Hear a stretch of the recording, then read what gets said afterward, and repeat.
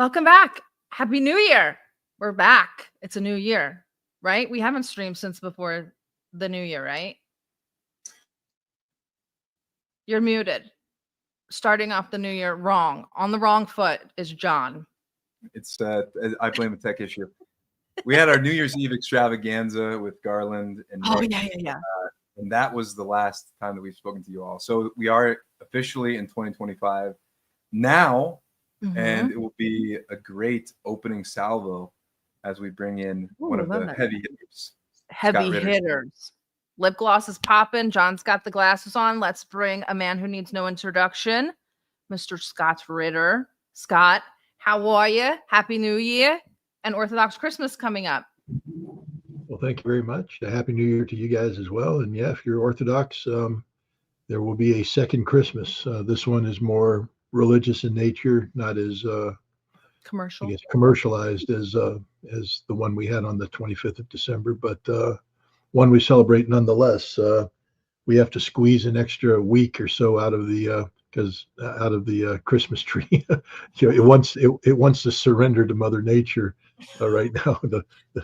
The little whatever. All the needles are coming out. Yeah, starting to think about fall. They haven't quite done it yet, but I think by the time Orthodox Christmas comes around, we'll be having one of those Charlie Brown Christmas trees. Where you hit it and everything comes down. But yeah, these are the couple weeks you just keep the broom handy, and you get the Roomba. You tell the Roomba. How did you know? How did you know? Around the tree. Yeah. We actually broke out. We bought a Roomba like 5 years ago, and we never took it out of the box because it was too high tech for me. And I've already been through 3 of them. my wife set it up, and that thing just runs around. Now we have a lot of animals, and the Roomba and the animals, they don't get along. The dogs chase it and bark at it, so it doesn't get to have the Roomba. Only gets to happen a couple of times, when under control, carefully controlled, which defeats the whole purpose of the Roomba, which is supposed to be like full automatic, just go and clean. But it is what it is. Well, I would love to talk about robotic vacuums for an entire episode. We can't, because we have to talk about what is going on in the United States. We have 2, I'm going to say terrorists. We're doing a lot of that word's doing a lot of heavy lifting here. Terrorist attacks. Both on New Year's and across the country from each other. They seemed related at first, then they seemingly unrelated. But let's start with the New Orleans one. So I want to get your initial thoughts on that. So my initial reaction, so from in the beginning, it was the guy drives through the crowd, there's pipe bombs, et cetera, et cetera. I didn't buy the ISIS flag thing. What are your kind of initial thoughts before we talk about how much more bungled this whole thing got? The initial event even seemed kind of like weird and off to me. Well, I don't like to.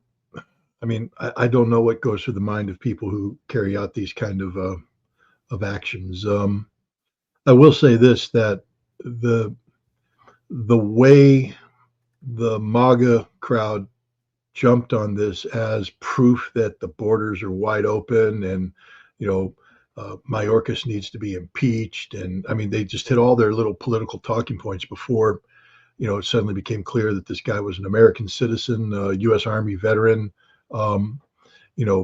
has nothing to do with immigration or the borders. And I don't even know to the extent in which, I guess I could accept, because we've had this before. You remember the Fort Hood shooter, the Muslim, I guess, was he a cleric or was he? I thought he was a Muslim chaplain or something who.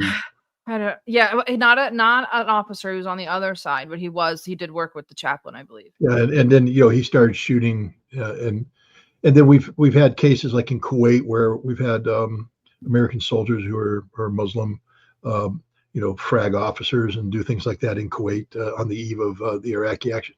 But, when you look at the scope and, the whole thing, the big picture, I don't want to denigrate Muslim Americans. Over 10,000 of them serve in the armed forces today. Many of them serve in critical support functions, probably dealing with linguistics and cultural advisors. I think if you go to psychological warfare units, you might find a heavy number of these Muslim Americans there assisting in this. Muslim Americans, according to some statistics, are more likely to enlist or be inclined to enlist than, say, Catholics and Protestants. So I'm not here to denigrate, American citizens of Islamic persuasion at all. But I do think we have to ask the question, what motivated this guy? Is this a false flag kind of thing? I mean, was the ISIS flag really flying upside down on his vehicle? I mean, if he's a man who, took, because we've seen this too. Remember, there was the couple in California that decided they're just going to go out and shoot up the place. Right, San Bernardino, yeah. Yeah, and they swore allegiance to ISIS. Which according to ISIS, that makes you. ISIS says that you can, as soon as you swear allegiance to us, it's an ISIS attack. We're gonna take credit for it. Was this that case? But then where is his videotaped, recital of the creed? There's just so much about this that doesn't make any sense, and so that's why if you've noticed on my social media, I've been sort of silent on this one because I don't want to, try to. I just need more facts. I'm an intelligence officer by training, and on this one, I just tell my boss, but I don't know. I mean, I really don't know. There's just too many things that I can't even make an initial. I can't even make an initial assessment of this, other than it appears he was behind the wheel of a vehicle, a rental vehicle. He flew an upside down ISIS flag. He crashed through the crowd, killed a number of people, jumped out, engaged the police officers in a firefight, and was killed. Other than that, I don't know anything because I don't know. Maybe you guys have some additional insight or something. Well, lucky for you. Well, first, John, you go ahead. Well, the context of all of this, I think, needs to be kept in mind by everybody because we're entering into a new administration that has articulated new foreign policy priorities. And the campaign that Trump ran on was explicitly anti-war, right? And now, in the next few years, what we have gearing up is a potentially historic and unprecedented labor and anti-war struggle in this country. And so is it a coincidence that now we're seeing all of these attacks begin to cascade the way that they are? And I'm keeping in mind like what the priorities of our intelligence agencies, the so-called deep state, must be as the Trump administration is gearing up. If Trump is serious in his commitment to de-escalating tensions with Russia, well, where does that leave us? And the priority, of course, we know Latin America has been something that they've signaled very clearly, but also how to entrench the claws of the U.S. imperialist state machine more deeply into the Middle East. And so, I'm not drawing a one-to-one connection, but I think that all of this context, like we can't just forget all of this context when these attacks happen. And I think it's reasonable to call into question what are the motivations of our government and our intelligence agencies that could potentially throw some more color and light on these particular instances of terror and atrocity. Well, I do want to. Scott's in luck because the heavy hitters over at the New York Post are doing the reporting, the majority of the reporting on this event. So to bring you an exclusive, somehow within 48 hours of the event, from the home of the driver comes this junior reporter from the New York Post, and guess who she's affiliated with? None other than. Let's see.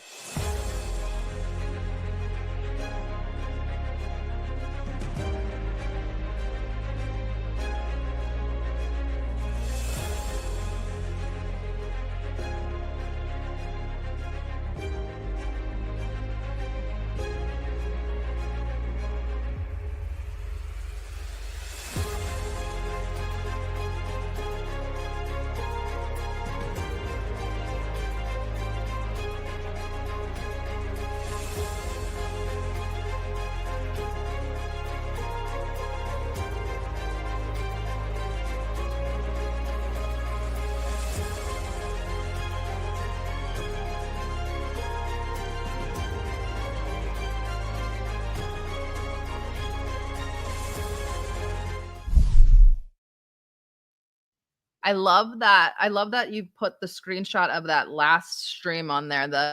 Is America next? And just coincidentally, she's the junior reporter that gets the American terrorism story. I should have probably labeled some of those bits, but it's really incredible. I didn't want to make you guys listen to her horrible voice for the 2 minutes that she was in there, but the way that she kind of goes around the house, she's like, oh, this is a workstation with chemicals. And then like, she's like the Quran. And then it's like open to a passage on martyrdom. And then she like turns around and she's like, right there is his prayer rug. It's like the most ridiculous thing. Like, Scott, you've worked for the government. You've paid attention to this stuff. Like, I hate to say false flag, but what is this? Why would she be allowed to go in this person's house? She shouldn't be. She should actually be arrested. She contaminated the entire crime scene, if that's considered a crime. Nothing in that building can be used right now. I mean, none of it's evidence anymore. She contaminated it. From a legal standpoint, any defense lawyer worthy of their salt, forget about it. Burn it down. Government can't use it, can't refer to it, can't do anything. And why wasn't it? I mean, was there crime scene tape there? Was there a seal, order that says "Do not enter here"? Or, just a busted door. Walk through. This is the most bizarre thing ever. I'm not a law enforcement guy, but back in the day when I did the Iraq thing, we were trained by the FBI and others on chain of custody, because we would take samples. We would do sampling in Iraq. And of course, this is before the Chemical Weapons Convention existed.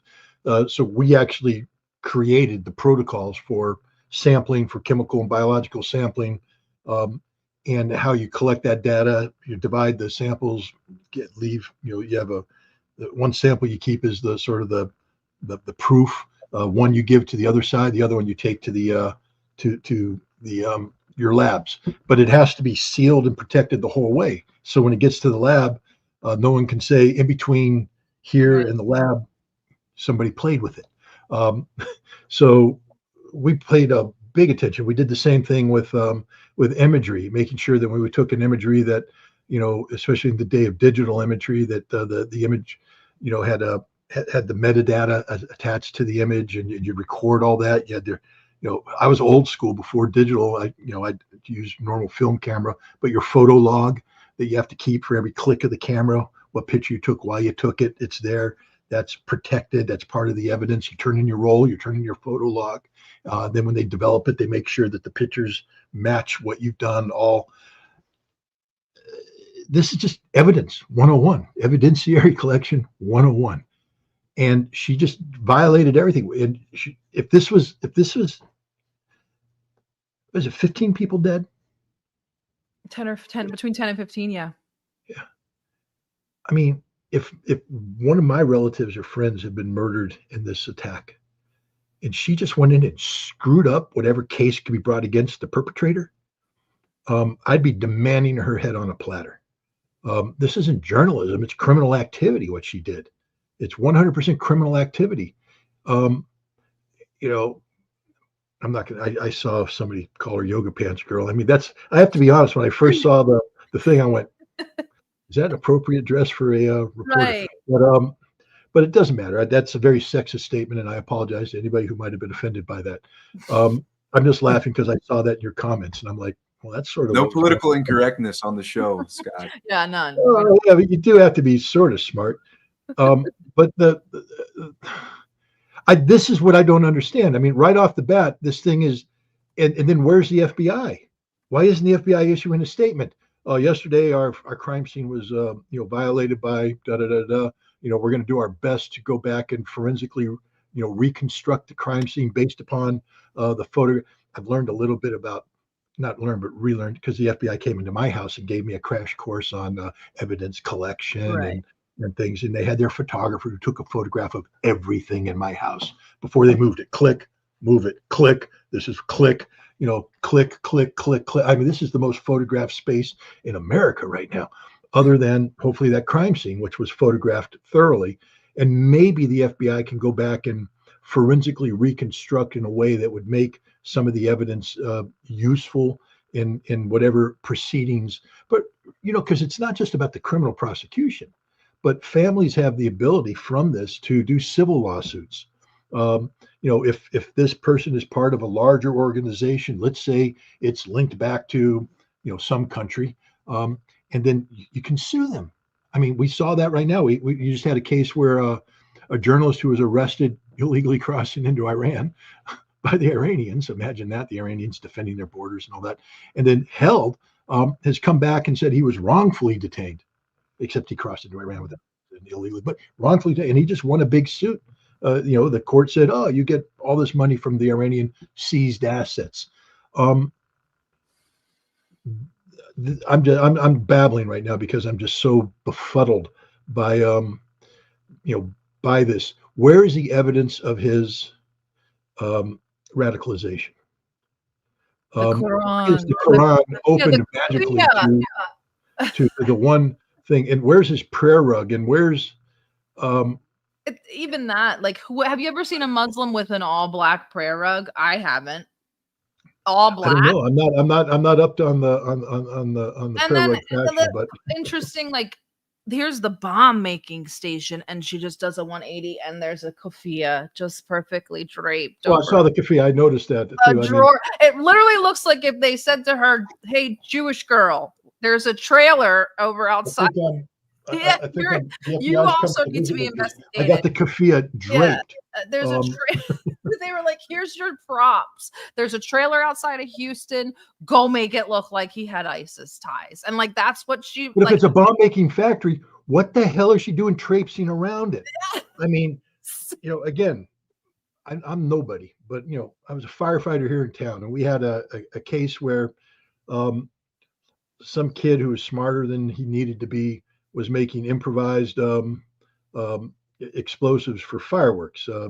And so down in the basement, he had what was, in effect, a bomb-making factory, and full of all the precursors and all that stuff. And he's cooking. He has they're cooking up the little tabs that they're using to throw on the ground and blow things up. It's one of the most.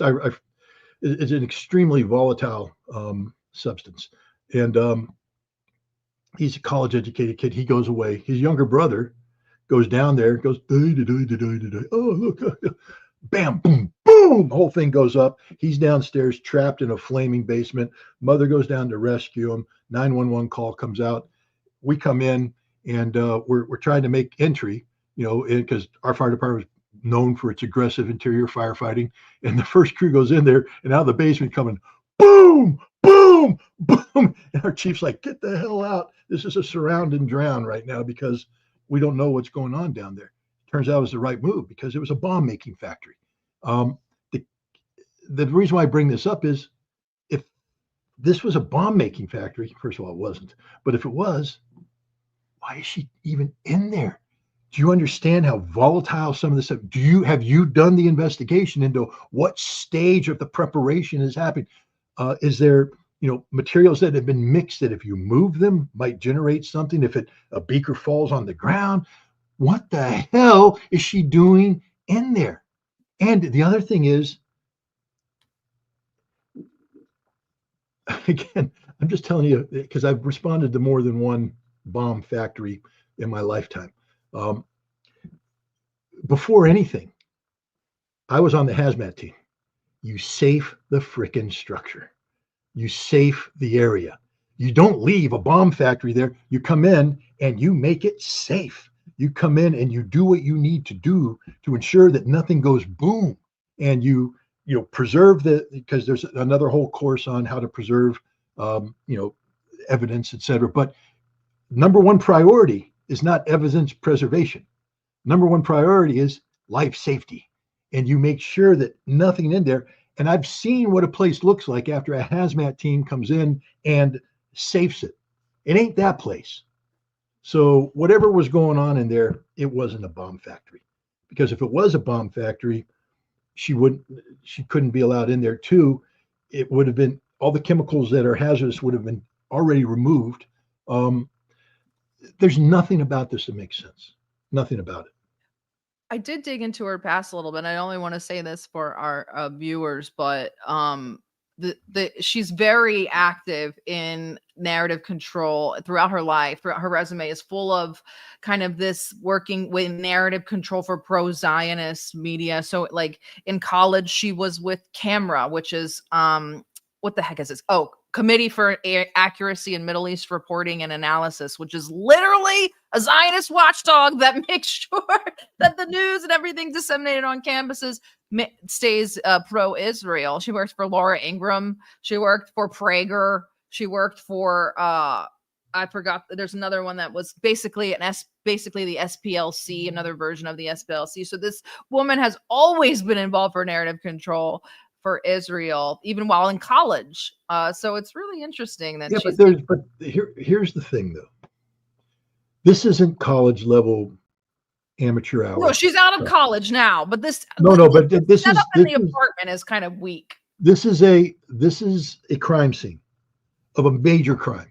This is a major crime, literally mass murder. And so she's violating the integrity of the scene. One of the reasons why I'm going to push back against the concept of an Israeli false flag. Guys, we just witnessed recently what the Mossad is capable of doing in terms of deception. Remember, their whole thing is by way of deception. They can spend years building false front programs. They go out and they create narratives. They write narratives. They admitted they had a guy do 60 Minutes where he talks about all the prep work that goes in to making this happen.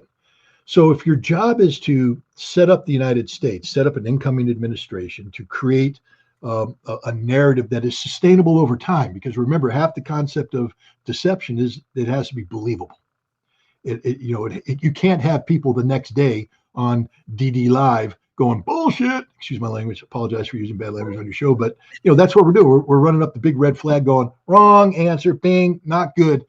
Well, that's the worst kind of propaganda, the worst kind of false flag, the one that falls apart immediately. So again, this is the other thing that stinks, because she didn't just come out and do a college interview. She violated a federal crime scene. This is a huge criminal act on her part. And if she had permission to go in there, well, that brings up a whole nother question. But again, that doesn't show professionalism. All that did is create clickbait for whoever wants to get the social media account recognition of the day. But the story falls apart the next day, and it's not sustainable over time. This again is why I don't understand what's going on here, because nothing about this speaks of professionalism. Everything about this speaks of this is rank amateurism, almost panicked, which now I got to be careful. I'm getting too speculative here, but okay. It brings up Butler, Pennsylvania. That's all I'm going to say. Well, yeah, that's another one. I didn't want to and things like this. Yeah, we've actually memory hold that one. That one we're never going to talk about again. But we are going to talk about the Las Vegas one. And the reason why, and I don't want to say I love this one. I find this one so much more fascinating, and I don't want to say important or significant, but it's this one needs to be talked about just as much as the New Orleans one. So what we do know is that a dude pulled a Cybertruck up to a Trump hotel in Las Vegas sometime after midnight in the early hours of 2025, actually. And he blew up, and the truck blew up. Now, it apparently didn't blow up the battery. Elon is taking credit for that, saving the world again. Thank you, Elon. But it did. He shot himself in the head first. But the thing is that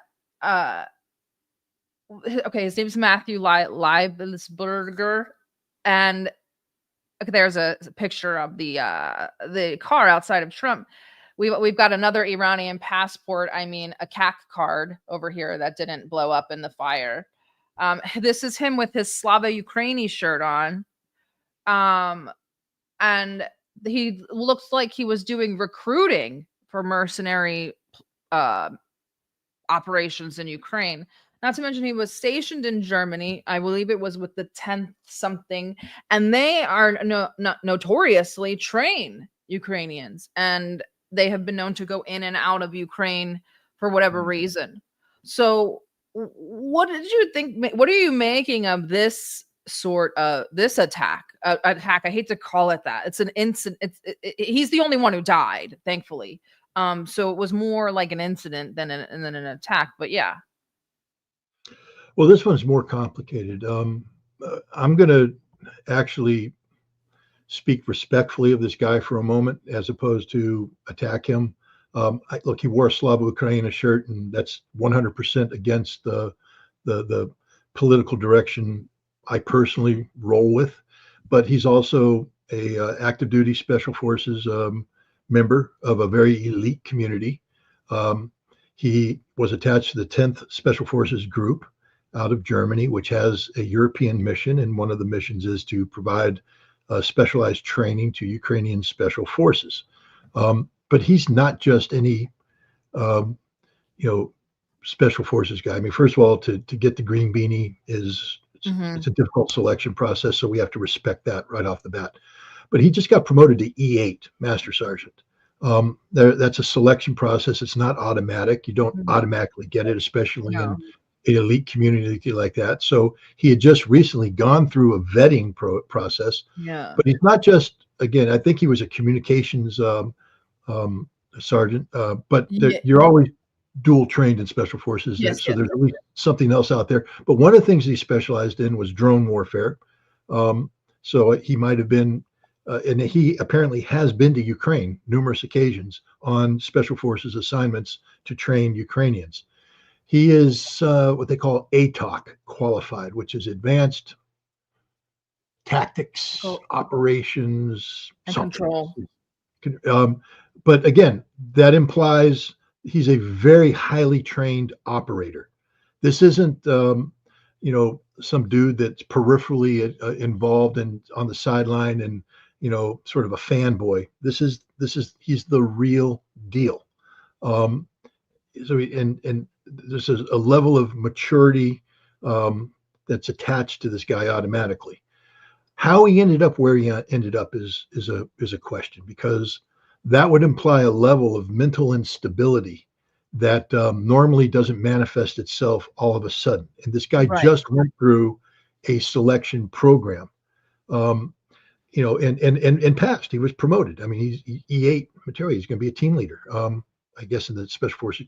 Again, I'm a Marine, so I'm sort of speaking out of my behind right now because, I don't want to pretend to say, oh, I was on the teams and this was, I wasn't on the teams. But my understanding is that E8, when I did work with that community, when the 4-man teams that I would, work with, the average rank was E8, very senior, because that's the level. That was, of course, Delta, but Special Forces is similarly very experienced people. How did this happen? Is the question. How did he end up in a rented Cybertruck with a? And here's the other thing too. Again, I've only dealt with these guys peripherally, but I've been to a couple classes that they taught, bomb making classes. The thing about being a hazmat responder is you sort of have to know the environment you're getting into. So I've been to a federally funded, organized course to make car bombs and to make pipe bombs, and we made them all and we blew them up. And the guys teaching me were him. He's the guy teaching me. He knows how to make things go boom in a big way. What happened to that car was a fizzle. Again, the course I went on, the graduating aspect of it was how to blow the engine block out of a car and knock down a target. So the idea was you're going to basically build the explosive just enough that when it goes off, you're going to direct the energy to blow the engine block out of the rental car and hit your target. So it's a directed thing, just for fun, just to talk about explosive power and vectoring, all this kind of stuff. And again, the guys teaching me are him. So he knows how to blow up a vehicle, even a Cybertruck, Elon. You can make it go boom easily. It's not. What happened here was a fizzle, which again raises the question: what somebody of that experience, that background, doesn't produce a fizzle. There's just a whole bunch about this that makes no sense whatsoever. My understanding, though, is that today are you familiar with Sean Ryan? Yeah, we talked about him last night, actually, in this space. Oh, okay. Well, Sean Ryan is supposed to today be releasing, I believe, a manifesto. Yeah. Written by this guy that's going to provide names and grievances and this, that. Now, I don't know if this is a real deal or if this is something that appeared on the internet. I can't vouch for this, but Sean Ryan is a veteran, special warfare guy from the Navy. Well, there we go. There's the problem. Sorry, Sean. I just don't like SEALs. But if he was CAG, maybe I'd say, okay, I'm with him. But no, he's a SEAL, so we got a problem there. And someday we can talk about that. But I don't know. But my point is, if what he has is real, then there implies that there. But again, here's my issue. Having been involved in PRP programs, personal reliability programs, when you deal with sensitive intelligence, nuclear weapons design, all this stuff, it isn't just about pissing in a bottle. Everybody's like, oh, it just means you got to pee in the bottle more times than everybody else. No, it's a constant psychological evaluation taking place at every level of your command. They're always looking at you, seeing how you behave on duty, seeing how you behave off duty, looking for the red flags. Ritter, you got drunk on Friday. Yes, sir. Why? Well, Miami won and they never win. All right, we can buy that one. Or, man, my wife and I had a fight. How long you guys been fighting? Because you can't say none of your damn business, sir, because you're in the PRP program. My point is, this guy's in a very elite unit, just got promoted. He's involved in very sensitive programs. I can guarantee you that if he was in Ukraine, that he's read into special access programs involving the CIA's training of Ukrainians, and he's familiar with that. And special access is a whole nother level of scrutiny. How does that suddenly create this? Because that is designed to prevent this. That PRP is designed to prevent a guy one day waking up and stuffing top secret documents into a bag and running over and throwing it over the wall of the Russian embassy. That's to prevent a guy taking all this expertise and suddenly going in and assassinating a high-level American politician. The PRP program is designed to prevent exactly what happened. And why did it fail? Or did it fail? I mean, there's just so many questions out there. I mean, if this guy, if Sean Ryan is genuinely publishing a manifesto, man, the preparation of a manifesto takes time. It requires thinking, reading, conversations. Who was he talking to? Did they report it back?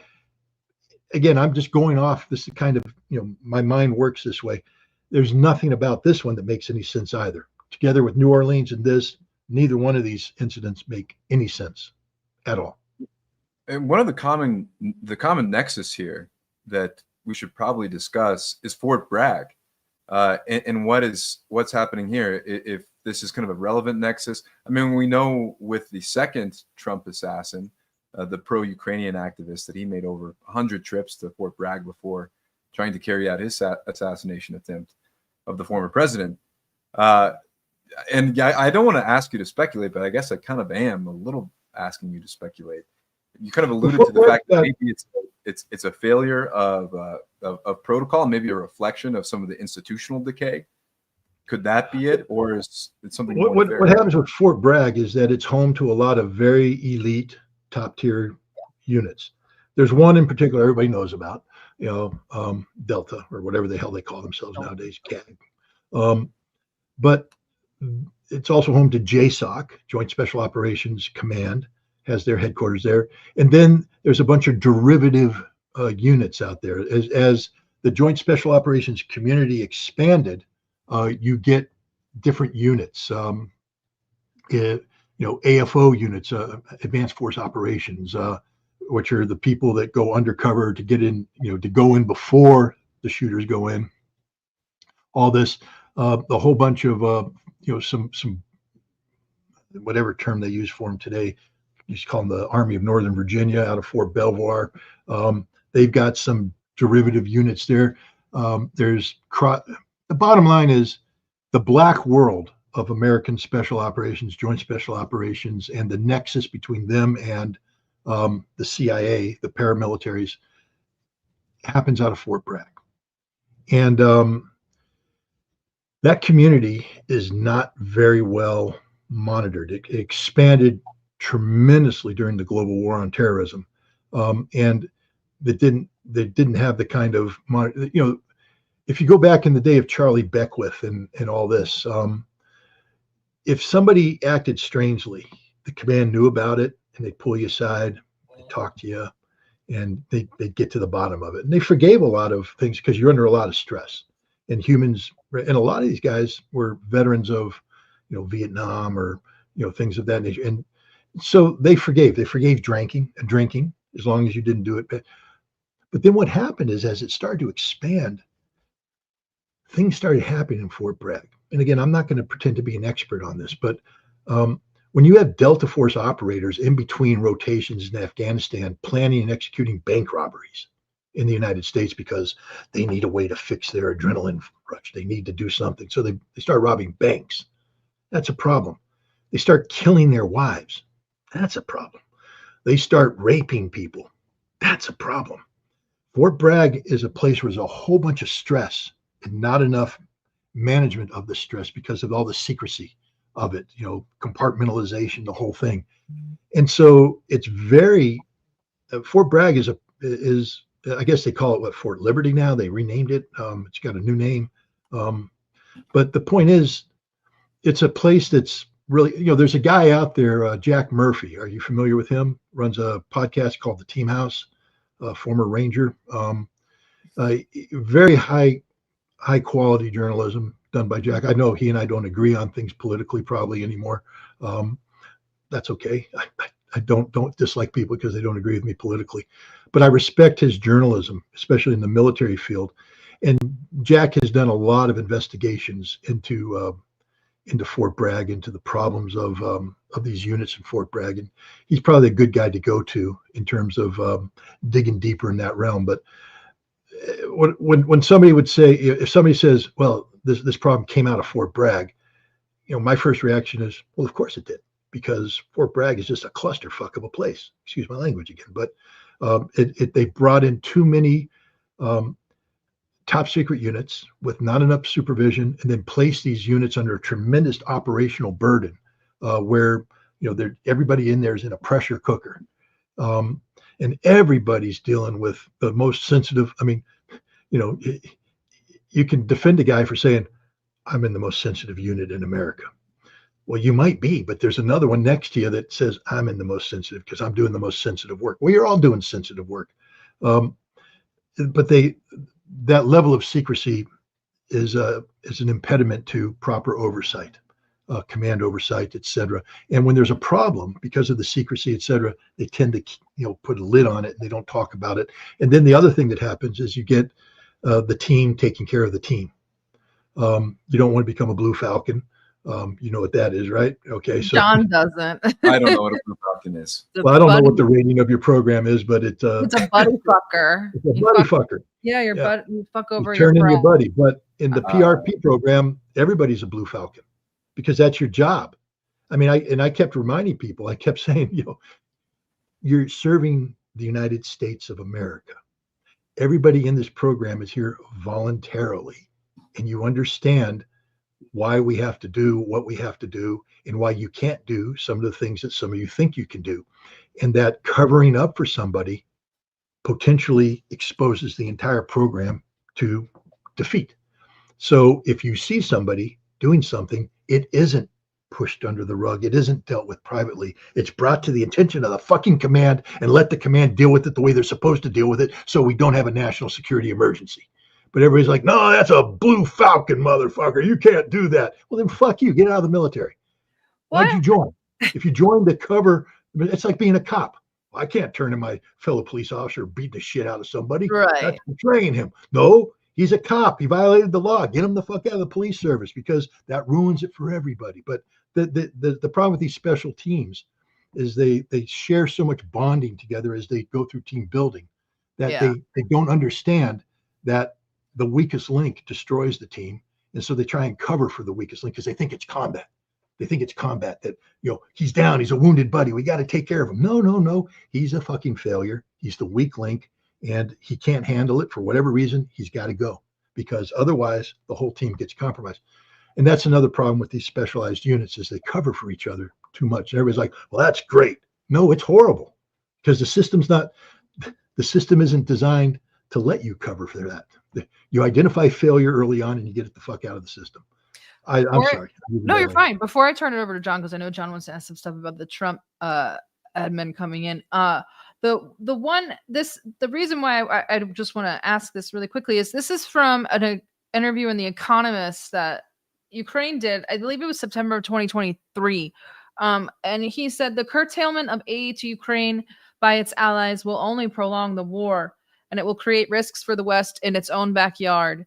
It is impossible to predict how the millions of Ukrainian refugees in European countries will react to their country being abandoned. Ukrainians have generally behaved well and are very grateful to those who have taken them in, but it would not be a good story for Europe if it were to drive these people into a corner. So in this collage, we obviously have Matthew from Las Vegas, and that's Slava Ukraini. Heroem Slava. You have to mispronounce it if you're going to say it. Not a problem for me. that picture is from before the SMO, which is curious. That's a right sector shirt. The guy in the bottom left is obviously Ryan Ruth. He's the Trump assassin, would-be assassin. Guy in top right, that's from the fight. So attempted assassination. And obviously the bottom right is our DE ISIS over in Syria now. Do you think that there's any chance that Zelensky is, not Zelensky himself, obviously, the general term, but that the Ukrainian intelligence service, Budanov, is activating some of these cells? Or that they are being encouraged by Ukraine? I mean, the most recent attacks, one of them did admit that they were paid by Ukraine to blow up the general. Let's put it this way. Budanov and company have been working for the CIA's Special Mission Center for a long time. The Special Mission Center are the paramilitaries, the ground guys. Their job, I mean, go back to the roots of what special mission or special activities does. It's linked to a executive order that was written after the 1947 order. I think it may have come out promulgated in 1948, but it just specifically says that these guys operate above the law and their job is to do anything they fucking want to do to destroy the world. That's their job. That's the CIA's job. It's all deniable. And they've been doing this since 1948, 1949. Now they come into Ukraine, and the New York Times covered this to some extent. They talked about creating stay-behind units and things of that nature, but there was more than that. They trained deep reconnaissance units. And we've seen them. The Ukrainian Special Forces team that infiltrated through Russia to get to Engels Air Base to guide in a drone strike.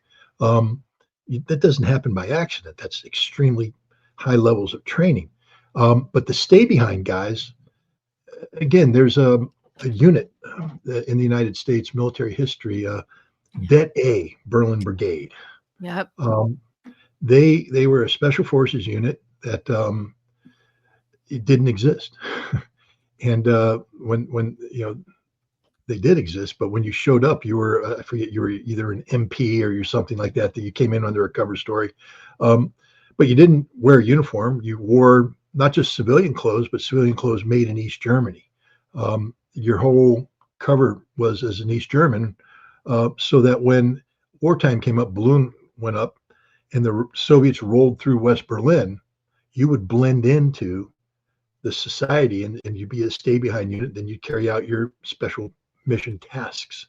You had weapons caches all over the place, but basically it's you're trained in the art of not of unconventional warfare, which is a whole different thing than low intensity conflict or guerrilla war. Unconventional warfare is basically you're a bandit, you're a bank robber, you're a murderer staying behind to create havoc in society. And unconventional warfare, after for a while, went out of favor. The CIA was doing it, but the special forces community stayed away from that for a while. But they've taken up unconventional warfare again. They work very closely with the CIA. They have trained the Ukrainians and they are working with Ukrainians to take unconventional warfare to the next level. A lot of what you see happening inside Russia today is a product of CIA-trained Ukrainian operatives building up, for instance, using Uzbek and Tajik and Kyrgyz communities to create cells. I talked earlier about Advanced Force Operation, AFO. One of the things AFO would do is you go in and you just create a support infrastructure in a hostile city where you have bedrooms, you have the ability to get cars. One of the first examples of it in modern times from an American context, again, is Operation Eagle Claw. If you remember the Desert One failed rescue mission, well, a team went in beforehand, two of the team members from Dead A Berlin. And then they brought in another famous retired Green Beret, but their job was to go in and work with locals to rent a house, rent a warehouse, get the vehicles, and have the whole infrastructure in place so that when the helicopters landed, they'd bring in these vehicles with Iranian license plates on, then drive them to the stadium and to the Ministry of Foreign Affairs and do their tag. That's advanced force operations. That requires a network. And this was done sort of, by the seat of the pants. Just an aside, one of the guys that was on that team was an Air Force airman who spoke Persian, and he was left behind. When I forget Dick Meadows and everybody else made it, Scotty and Clem made it to the airport, and they got on the airplane. He didn't. He was left behind. He had to exfiltrate by himself. And when he got out, they brought him to the president, and they gave him a significant award, and basically said, "What do you want to do?" And he said, "I want to go in the Army, and I want to fly helicopters." And he went in the Army, and he became a pilot for the Night Stalkers, the 160th Special Operations Airborne Regiment. And in 1993, Fred was a helicopter pilot on a team that was attached to my team in Iraq, and he flew helicopters for us in Iraq. So there's a little bit of historical connectivity to this guy, but he's a great guy, great pilot. But in one of the most storied people in special operations community, he did some weird stuff. But the point is, today, this isn't done haphazardly. You pick an area and you will build these systems in place, and you keep them there as sleeper cells, as sleeper capabilities. And we trained the Ukrainians to do that. And the Ukrainians are doing that. They're doing it throughout Russia. And they're not just in Moscow and in St. Petersburg. They're in Novosibirsk. They're in Khabarovsk. They're in Vladivostok. They're everywhere. That's how good they are. They're taking advantage of Russia's lax immigrant policy and the fact that you have communities that fall outside of the framework of normal Russian society, where you can do things that escape the attention of local law enforcement. The Ukrainians are involved in Africa, hunting down and killing Russians in Africa. They're involved not just in Mali, but they're also down in Sudan. They're actively going after the Russians in that. So you have this capability that's a advanced blend of direct action, unconventional warfare, trained by the United States. And what Zelensky said is, we may turn this against you. And it's the ultimate blowback. And I agree. Look, if I were, they'll never do it, but President Trump, if you did bring me in and made me the head of special warfare for a day, I'd get the list of everybody we trained, and I'd say we have to kill them all. These are bad people, and they have to be done away with. They're not our friends. They're our enemies. We can't trust them anymore with the training we've given them. They must be eliminated with extreme prejudice. Boom. Because Zelensky's 100% correct. These people are trained to go off the radar. If they're as smart as I think they are, and I will never be disrespectful of the intelligence of the Ukrainians, they've proven themselves far too resilient to be denigrated in that way. They will have already prepared for this. They will have prepared. They've got a huge, again, Ellenville, New York. There's a Stepan Bandera child training camp where they take the next generation of Banderas and train them right here in Ellenville, New York. They have a diaspora in Canada and in the United States. The diaspora is CIA. Again, the CIA created this diaspora. The whole purpose of this diaspora was to help sustain the ideology and then transfer it back to Ukraine, both during Soviet times and in post-Soviet times. It's a CIA front operation all along. And if I were the Ukrainians, I'd be building safe houses. I'd be stocking them with weapons. It ain't hard to get weapons here in America, you know. And I'd have vehicles. I'd have false IDs. I'd have it all pre-positioned so that when it all goes away, I take my training. I become somebody new. I appear in this community as Uncle Joe, and I drive my school bus or I drive my whatever. And when the time comes, I go down and I kill the president of the United States out of an act of revenge. That's how it works. And the Ukrainians are very capable. It's not something that should be treated lightly. These are very bad people. And I'm not, you know, these are people who believe in the ideology of Stepan Bandera, which sort of is automatically disqualifying in my book. But they've received some very, very advanced training, and they've used it in real life situations. It's not as though it's somebody like me who received a lot of really cool training in my life, but didn't get to use about 90% of it. Probably, thankfully, I'm still here. I'm the kind of guy that was, I'd fuck it up somehow and end up getting killed. But but these guys have been using it in real life situations against a world-class opponent, the Russians, who are no slouches. And I think they're some of the most dangerous people out there. And in the interest of the United States, we should terminate them all, literally terminate them all. Well, that gets us to, because I want to get some predictions for 2025 from you. And maybe we start there in the area of the special military operation. Of course, Russia has some momentum. Recently, though, we saw some statements from Vladimir Zelensky saying that he was actually looking forward to a Trump administration because he's saying that he thinks Trump's unpredictability can be an asset for the Ukrainian cause and bring it into the war on terms favorable to Ukraine.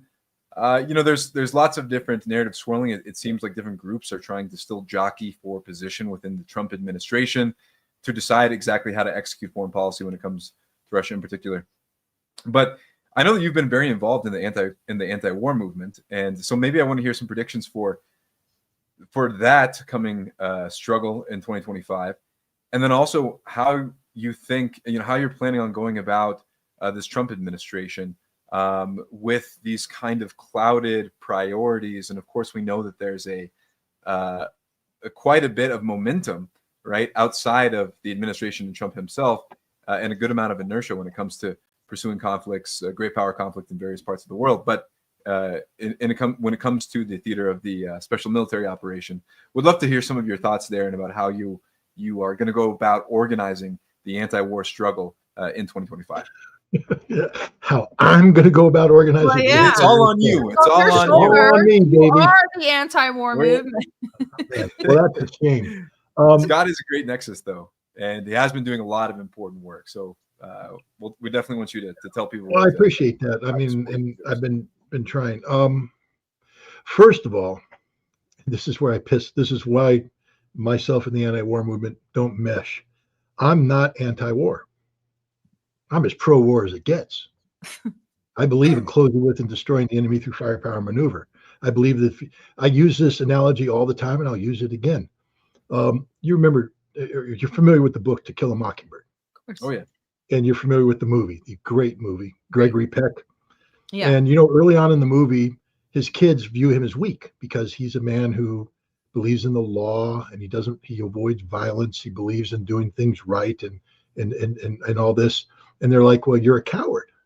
And then there comes the scene where the sheriff comes up. There's a rabid dog running through the town. And the sheriff comes to Atticus Finch and he hands him a rifle. And Atticus Finch goes out there, puts up his glasses, kills the dog, gives the rifle back to the sheriff. And the kid says, Sheriff, why'd you pick him? He said, because he's the best shot. In World War I, he was the best shot in the unit. He killed more Germans than anybody. When you need to kill a rabid dog, you need a man who's killed more Germans than anybody. So there's the world full of rabid dogs. And I believe that we have to have a whole bunch of Atticus Finches trained on the art of killing rabid dogs. So I'm not anti-war. And I'm also somebody that believes that if you want to go to war, win it. And you don't do it by being a gentleman. You do it by wading into the enemy and killing them all. That's just the way it is. Now, having said that, I believe that war it should be the last resort. I don't believe in giving Atticus Finch a gun and telling him to shoot all the dogs in the world. Maverick also agrees with that. Maverick's my little Pomeranian, by the way.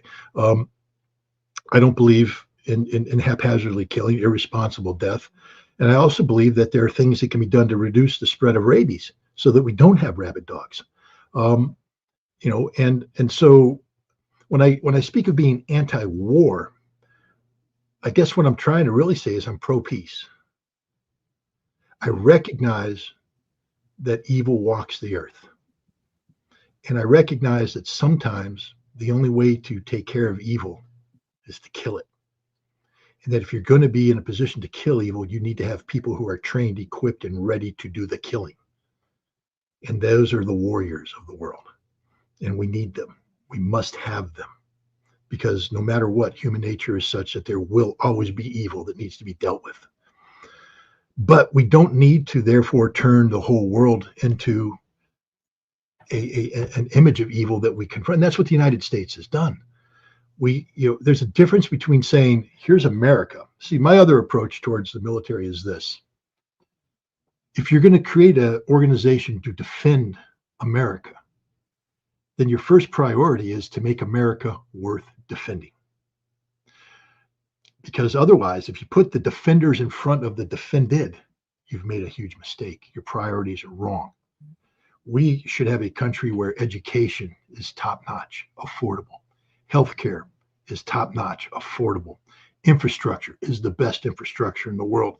A nation of law with consistency and all this. We create this society that is, in fact, that shining city on the hill, and then we build a military to defend it. But now we know what we're defending. But what we've done is we've built a military at the detriment of everything else. So we don't have good education, don't have good healthcare, don't have good infrastructure, don't have a society that gels together. But we have this military that demands more and more money. But in order to justify that money, therefore, you have to have conflict at the military. You have to go and create rabid dogs. It's not about Mother Nature, Pop, giving you a rabid dog. We go around and spread rabies around the world so that there's rabid dogs swarming the world so that we can go out and shoot them and justify the defense budgets. So I am pro-peace. And some people don't understand that, this distinction, because I really piss a lot of people off when I talk about the military and the need for a military, because they're like, no, you're supposed to be anti-war. I'm not anti-war. I'm not a pacifist. If you want to tangle, let's tangle. You'll lose. It's just the way it is. That's my approach. But I would prefer not to. I would prefer that we exhaust every venue, every possibility short of war to resolve an issue before going to war. That war is actually the absolute last option. Today, it's the first option. We don't do diplomacy. We don't do any of that other kind of work. One of the reasons why we get away with this is we are ignorant about the world that we live in. So, one of the best ways to justify having a military is to make everybody afraid of the world we live in. It's a fearful place out there. It's a jungle. Got to have the military. We got to do whatever it takes to make sure the military's there, because it's a jungle out there. But most people calling it a jungle never left home. They just look out and they see a damn tree and a bush. They go, it's a jungle out there. I said, well, why don't you walk out and look at it? And you realize it's actually Mother Nature. It's beautiful. You can live with it, coexist with it, thrive in it. Let's take Russia. We've been trained as a society to believe that Russia is evil, that Russia is dangerous. The Russians aren't like us at all. There's same thing with Iran. I don't know how many times I've listened to the ignorance of people. Well, the Iranians are this, that, and the other. Have you been to Iran? Nope, I have. Iran ain't anything what it's been portrayed to be. No place I've gone to has been accurately portrayed in the American media. In Russia, number one of which. Russia is, I think, Sarah, you were just there, right? Yeah, we both were. Yeah, we John, you were there too? Okay, so I don't have to tell you. And again, it's not just Moscow and St. Petersburg, which are just knockout cities to begin with. They're up there. I still have to say probably my favorite city in the world is Rome, just because of the history and such. But carefully close behind it, St. Petersburg, which is just mind blowing, and then Moscow. I love everything about Moscow. It's a wonderful place. Then Paris used to be nice, but it's full of Frenchmen, and I don't like the French. Visit Paris in August when all the French have gone away on vacation, and you'll be okay. Dumb. It is. It's like New York. Well, New York, yeah, New York is. I mean, it's changed. I have to tell you, I'm not comfortable being in New York City anymore because of what's going on there. But Russia. But the thing about Russia to me is, as much as I love Moscow and St. Petersburg, I love Russia more. I love getting out of there.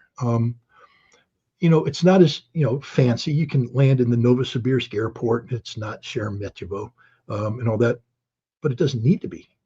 It's a Russian airport full of Russian people, and I just sit there and I watch and I learn.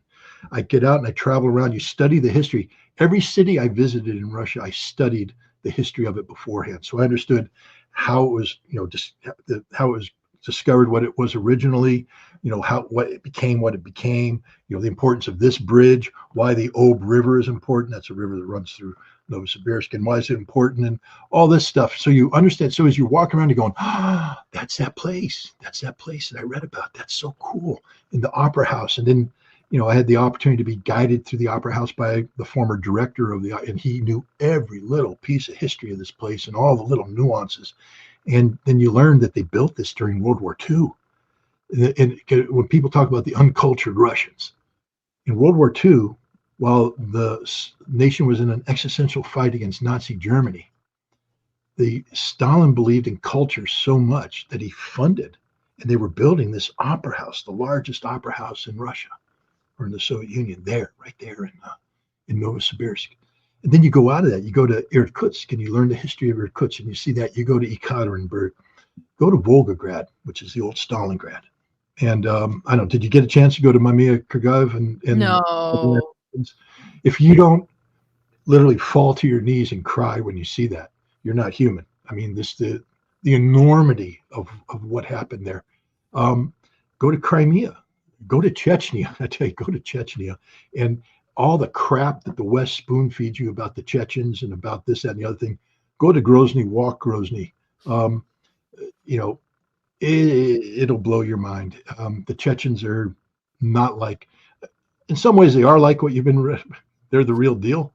But on the other hand, you can peacefully coexist with them. I proved it. I even went up and spoke to 25,000 of them in the most horrific Russian in the world, and they didn't shoot me on the spot.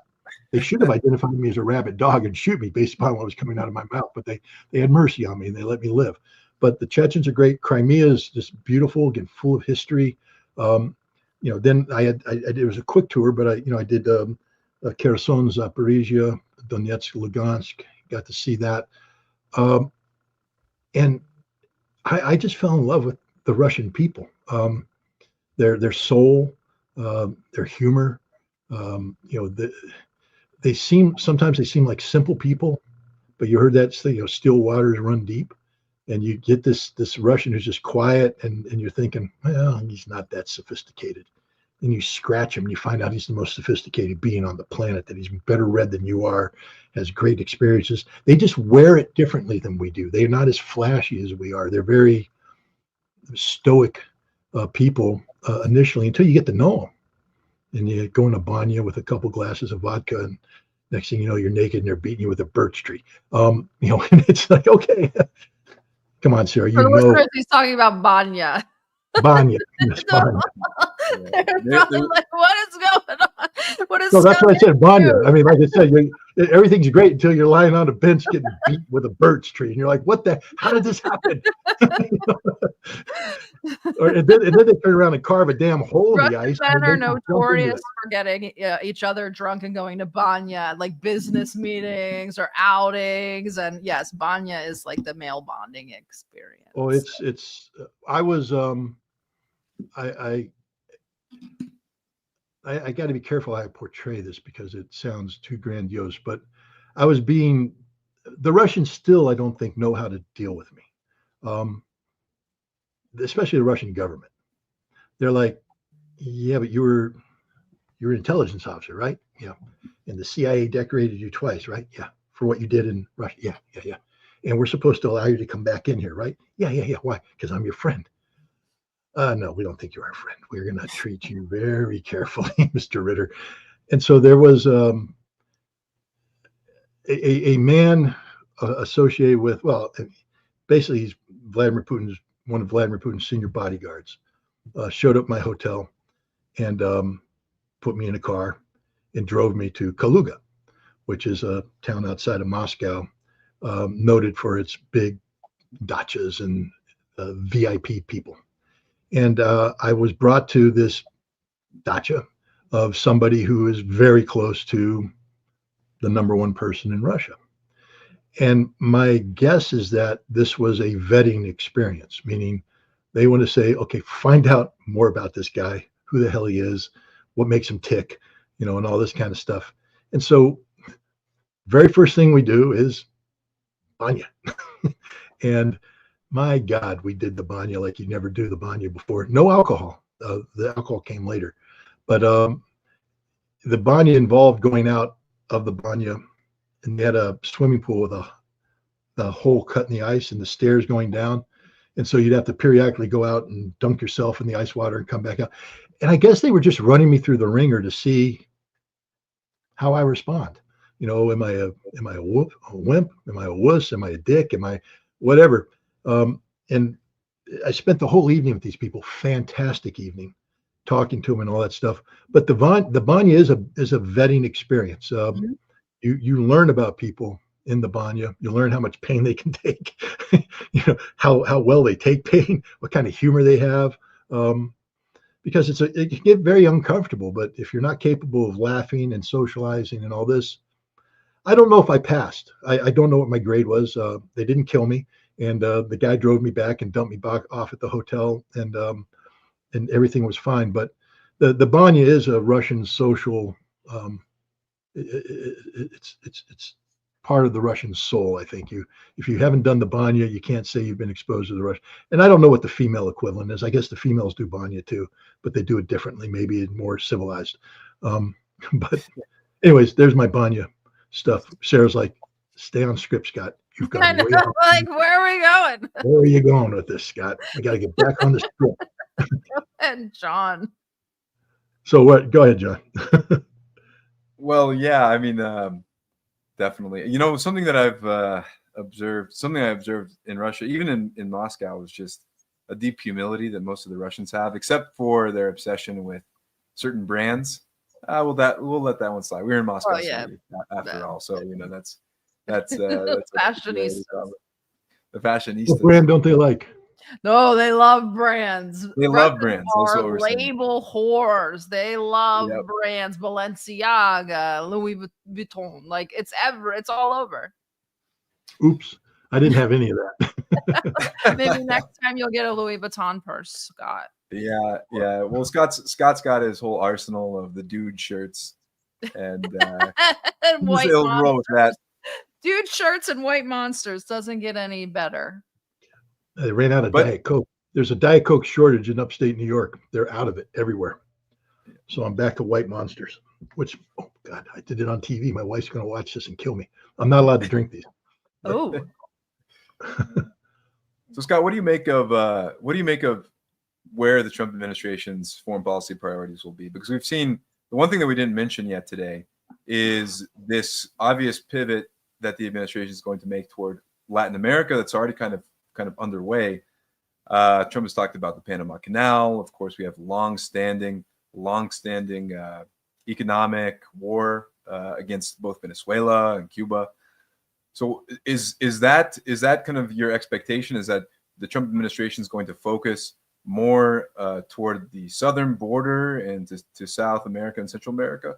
Of course, Mexico has also been a big item, not only on immigration, but also now with this, what in my mind is a clear effort to counter the influence of countries like China in particular in Mexico. So what do you think is in store for the Trump administration's designs on this part of the world? Well, I think Trump is trying to create Fortress America. and basically to disentangle ourselves from foreign commitments across the oceans, to get our foreign involvement shift away from military-centric involvement to economic-centric involvement, and so to try and make America economically competitive in the world, and then around home to protect the homeland, to focus on the immediate periphery of America, whether it be Canada, Mexico, Greenland, Panama Canal, etc. In order to do that, though, he has to unplug from places that we are currently knee-deep to neck-deep involved in. One of these top priorities will be Russia, how to get out of this Ukrainian conflict. And associated with that is how to disentangle ourselves from this European disaster that's unfolding. I think Trump and J.D. Vance both want to get out of NATO, that they view NATO as a outdated institution. They don't have the same sort of heartfelt, passion and loyalty to NATO that Joe Biden and previous administrations seem to have. And I think what they want to do is create stability in Europe. That means they want to bring in an end to the conflict in Ukraine, and to get Russia and Europe on a path of normalcy. And the first step is to disentangle, to bring an end to the conflict in Ukraine. I think they have some very bad ideas on how to make that happen. If the reports are true, they floated an initial peace proposal to the Russians, and the Russians just swept it off the table and didn't just say no, but hell no. I'm hoping that the Trump administration doesn't take this as a red flag to a bull and charge in there and say, oh, we're going to flex our muscles and peace through strength, but let's emphasize the strength. I hope that they realize that Russia won this war, and the best way to bring about peace is to ensure that there's a peace that reflects that reality. The next thing is the Middle East. I think that their job has been made easier by the collapse of the Assad regime in Syria, because it has brought with it the empowerment of what had been, prior to the Syria thing, a defeated Israel. Israel was not in a good place prior to December 8th. Even the ceasefire in Lebanon was done because of Israeli weakness, not because of Israeli strength. When you send the 7th Armored Brigade, Israel's elite armored formation, in the southern Lebanon to take a village, and it gets the shit knocked out of it, you're not doing too well. When Golani keeps going in, getting beat back, go in, get beat back, you're not doing too well. When IGOS, their elite commando unit designed specifically for on-the-ground operations in southern Lebanon, is just getting slaughtered, things aren't going well. That's why the Israeli army said, we have to have a ceasefire. This isn't going well. So they got their ceasefire, and Netanyahu was in a very, very precarious situation. Seymour Hersh wrote a fantastic blog. Are you familiar with it? The one that talks about the hostage, how Netanyahu deceived the Israelis about the hostage situation, trying to blame it on Hamas. And he illegally used a document that's not even supposed to be referenced, and he quoted from it, but then misquoted in misleading way to mislead the. And there's at least 2 Israeli court cases going after him for that, where it's of such sensitivity, the judge had to seal the files. So Netanyahu was sort of the toilet bowl had started doing its circular flushing thing, and he's that turd getting ready to go down it's over. And suddenly, boom, it's up. The turd becomes a rose, and he's on 2 feet, everything looking good, because Assad is gone. And I think Trump's going to capitalize upon that to promote a resurgence of greater Israel. This will be to the detriment of Palestine. No matter where I stand on that issue, and you saw I've got the crime scene evidence planted in my house already. The 100 photos from the FBI are somewhere on that one. Somewhere on that one, yeah. But it is what it is. But the big thing for Trump is Iran and its nuclear program. Iran withdrew from the JCPOA, the Iran nuclear deal, the Joint Comprehensive Plan of Action, not because he wanted to take down the Iranian regime. That's where he sort of differs from other administrations. He's not looking for regime change. He just wants to make sure there's not an Iranian bomb. And he got out of the JCPOA because it was a bad deal. And it was. Think about it. Sunset clauses. What does that mean? It means that when the clauses expire, Iran can have as many high quality centrifuges as it wants and able to enrich as much enriched material as it wants, so that the breakout scenario goes from the 1 year that the plan was supposed to impose to where it is today, days. Iran is literally days away from having a nuclear bomb if they make the political decision to have it. And this is unacceptable for the United States. It may be acceptable for Iran, but it's unacceptable for the United States. And Trump wants to avoid a war. So I think the next deal that Trump's going to look for is a deal with the Iranians to bring stability to the region, to find a way to deal with Iran's nuclear program while at the same time lifting sanctions against Iran and letting Iran's economy roll and all that stuff. And I think he's going to be looking at that. Another hot spot is North Korea. And Trump has said that he is very interested in going and talking to Kim Jong-un again. I don't think he's ever going to get the kind of discussions they had about denuclearization. But what Trump's interested in is stepping down the tension. You know, the Biden administration created this tripartite alliance between South Korea, Japan, and the United States that has injected nuclear weapons into it. I mean, we now are doing joint nuclear war planning with South Korea and Japan.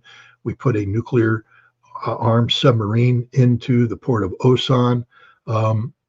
And this is a very dangerous situation. North Korea has unplugged and has pivoted to Russia. Now, Trump isn't going to fix all that. What I think what Trump would like to do is go and meet with Kim Jong-un again and say, we don't need to do this, and maybe get a peace treaty on the peninsula. I think that's the best he could hope for right now, is to bring an end to the state of war on the Korean peninsula. And again, from his perspective, he can now unplug. See, peace now exists. Unplug. That's what he's doing. He's unplugging from Ukraine. He's unplugging from the Middle East. He's going to unplug from the Korean peninsula. Then he's going to go down. He's going to work with the Chinese. I don't know for sure, but I think that there's a deal to be had where in exchange for pulling the plug altogether on the potential of Taiwanese independence, Trump and China work on fixing their economic disputes. And then once he does that, those four big issues pull back. Now he just has to work on Fortress America. Now he engages with Europe economically, Russia economically, Iran economically, China economically, Korea economically. The world becomes a giant economic puzzle, and the security aspect is all around the United States. How to create Fortress Monroe Doctrine, sort of, so to speak, more than Fortress America, something that puts new muscle behind the Monroe Doctrine, keeping foreign powers out. I think that's the strategic goals and objectives of the Trump administration. Whether they can pull any of this off is yet to be seen. I'm always a little nervous about a mantra of peace through strength, because even though it implies negotiations, for instance, what happens in Ukraine now that their plan has been swept off? If he goes back with a different plan, that sounds an awful lot like peace through weakness. You see, you've postured yourself into a corner here. Trump has to be better than that and bigger than that, and I don't know if he is. Well, a lot remains to be seen. Yeah, I mean, there's so much inertia, as I mentioned before, when it comes to U.S. foreign policy, how much Trump can really kind of wrangle in the special interests that are guiding and directing our involvement all over the world. I feel like you gave a pretty comprehensive summary. We touched most of the major flashpoints and important regions. But Scott, what do you have coming up? Because I know that you've been involved in the pro-peace, I'll use that, pro-peace movement. And our friend Dan Kovalik, who was guest of the show, talked a little bit about your event. I believe it was back in November. But what do you have coming up? What are you looking forward to in 2025? And Just remind people where they can find you before we wrap. Well, there's a couple things. One, I think last year started off with sort of the trying to create the antidote to Russophobia. Building on the May 2023 trip to Russia, I went back in December of 2023, stayed on through January, had some great experiences, and set the stage for what was supposed to be an even more expansive trip in June, 40 days from Kamchatka to Kaliningrad and everything in between. And of course, the U.S. government vetoed that project by seizing my passport and then turning the FBI on me. They still haven't charged me with anything, and I don't believe they're going to. It's just purely about intimidation. I was able to successfully transition from that to trying to stop a nuclear war. And we had some very good projects and programs in September, in October, and November, leading up to early December. And the bottom line is, I don't want to take too much credit, but I will say this: because of the work we had, we set in motion events that led to Donald Trump Jr. and RFK Jr. publishing an op-ed piece in The Hill. That was the only time a major campaign committed to stopping the war in Ukraine and preventing a nuclear war. And then we held them to that. We went to Congress and brought attention to the danger of Biden's ATACMS policy to get a reversal. And next thing you know, Trump issues a statement that says he's against the ATACMS, which was a necessary statement to walk us away from nuclear war. So I think, for a slipshod little alternative media project, it had some impact. Going to continue to follow through on preventing nuclear war. That's a very important thing. And until Trump can seal some sort of deal with Russia, that needs to be a top priority. And then after that, that's going to transition back into the need for arms control. And I'm going to, put a special emphasis on trying to promote the resurrection of arms control. But in order to do that, an important precursor to that is getting back to the Russophobia antidote production. And I need to get back to Russia.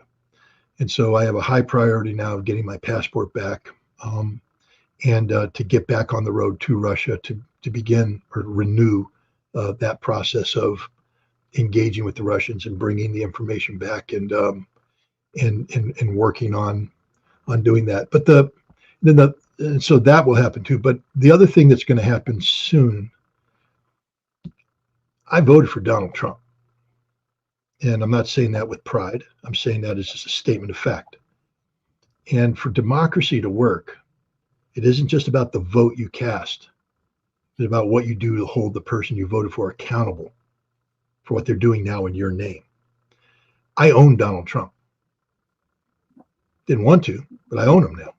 I voted for him. I'm responsible. Myself and 70 plus million other Americans who voted for him. I am going to hold him accountable.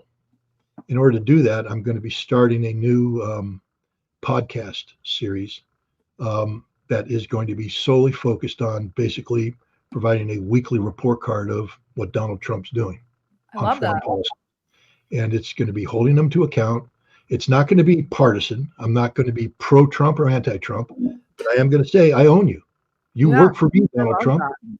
And so once a week, I'll be putting together, I'm still working out the production details and how we're going to do it, but and how to platform it. I mean, again, you guys know this. If you don't find a way to generate income, it doesn't last. And so we got to figure out how to platform it so that we can at least sustain it. But the idea is to bring on people that will be able to hold Donald Trump accountable, both people who are sympathetic to Trump, people who are anti-Trump, people who are neutral on Trump. But it'll be a responsible discussion on basically a weekly report card on how Donald Trump's doing in terms of what he promised America and and how we can hold him to account, to praise him where he deserves to be praised, and to provide guidance where we think he needs to be guidance, and to hold him accountable where we think he's failed. And that'll become one of the bigger projects that I'll be doing through the year. And you can find all about this, not, it's scottritter.com. Anything I do will eventually appear on scottritter.com, including this podcast, once you send me the link. But that's where, as this idea gets developed, you'll be able to read about it and read about how to engage with it, and any of the other projects. If I travel to Russia, the whole thing about stopping a nuclear war, all scottritter.com. Well, then go to scottritter.com. And thank you so much, Scott, for being our first show of the new year. I do want to give you guys some homework while I have you here. Please go read The Terror Factory. We talked about manufactured or possibly manufactured events in the United States. This book will tell you exactly how it's a little bit older, maybe 2014, still a really, really vital read. And most of the terrorist attacks in the United States are homegrown, if you will. So, well, thank you again, Scott. And thank you, John. We don't know if we'll be back on Sunday. It's a mystery to us. So we'll all be surprised together. Make sure that you go and follow the Substack and the YouTube. Chris's new podcast is coming out and it will only be available on Substack and YouTube. And John's new show, Red Flags, will be coming out at John's earliest convenience. We pray. Thank you. End it now. Good weekend, guys.